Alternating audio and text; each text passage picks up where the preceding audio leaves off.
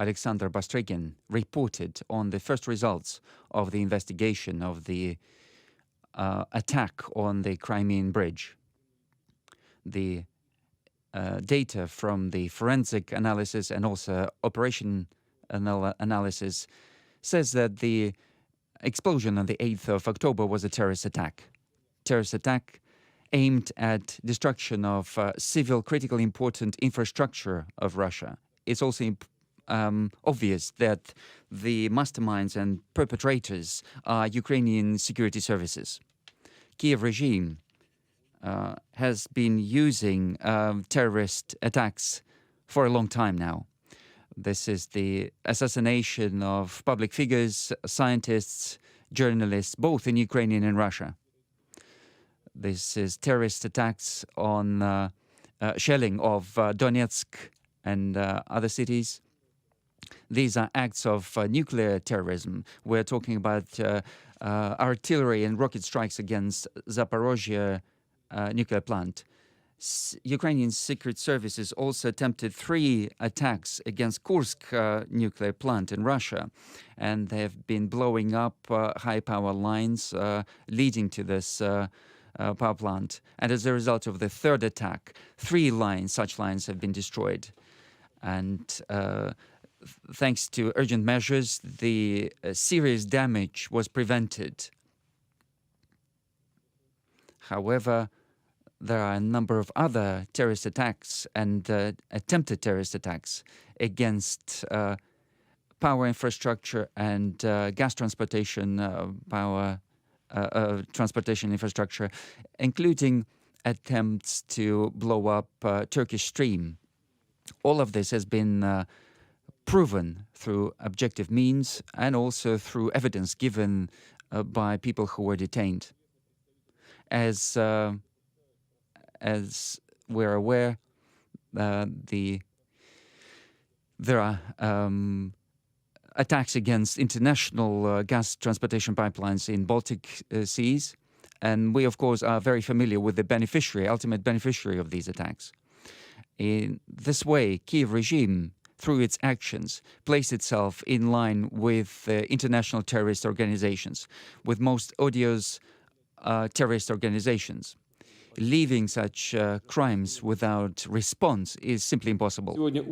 This morning, on the proposal of the Ministry of Defense and the General Staff, we have conducted a massive high-precision weapon strike from the sea and from land aimed at Ukrainian military infrastructure, communication infrastructure, and so on.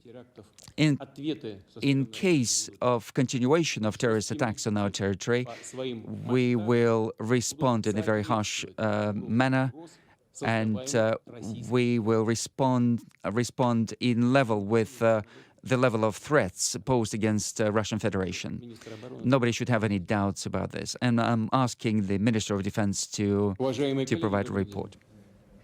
Dear colleagues, good afternoon. You are aware that yesterday the head of the investigation... Okay, there we have it. Vladimir Putin, as I was saying, holding a meeting with the Russian Security Council following those attacks on Ukraine, across Ukraine this morning, and the attack on the bridge linking Russia to Crimea over the weekend. Let's bring in Diana Magne in Moscow. Diana, your reaction to what you've just been hearing? Well, it's a justification, isn't it, for these strikes across Ukraine this morning. He was talking to the head of the investigative committee last night, Alexander Bastrykin, who told him that they thought the SBU, the Ukrainian intelligence, were behind these attacks. And he says that it is Ukraine now who is acting in line with other international terrorist organizations, that they've committed high-profile attacks on individuals, on public figures, on journalists. He didn't say who he thought that those were, but of course the Russians blame the Ukrainian SBU for the attack on Daria Dugina, the sort of pro-war journalist, daughter of one of the main philosophers who's very pro this whole operation in Donbass, Alexander Dugin here. And he said that all of this, leaving the crimes of the Kyiv regime unanswered, is just not possible.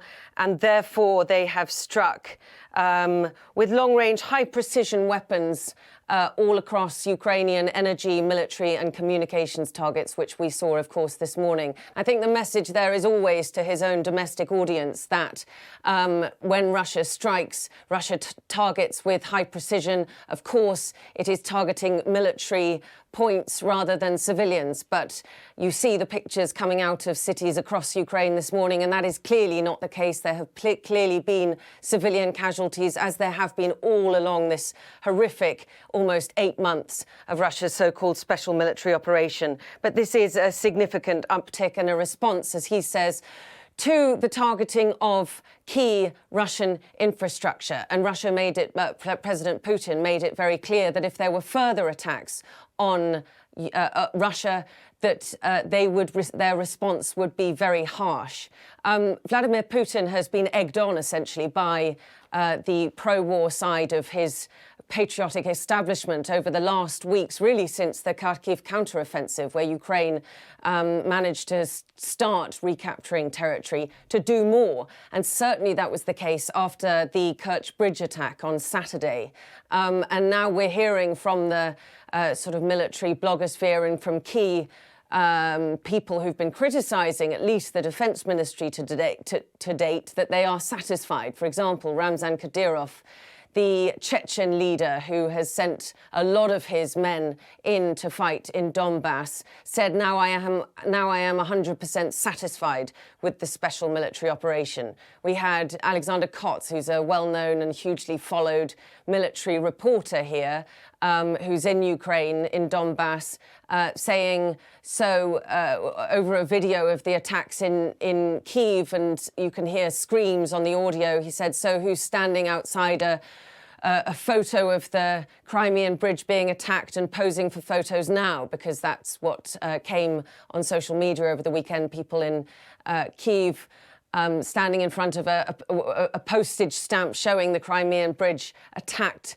And that has gone down badly, obviously, with on state media here. So I think for all of those people clamouring for a tough response, this is what Vladimir Putin has delivered this morning.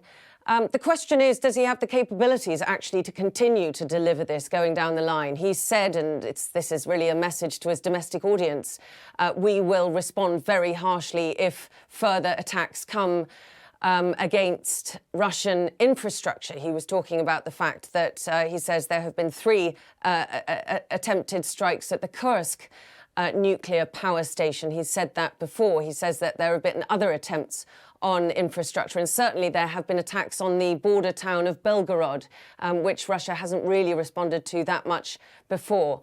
But Vladimir Putin is trying to show that he's a strong guy and that he will respond toughly, and this morning in Ukraine he has.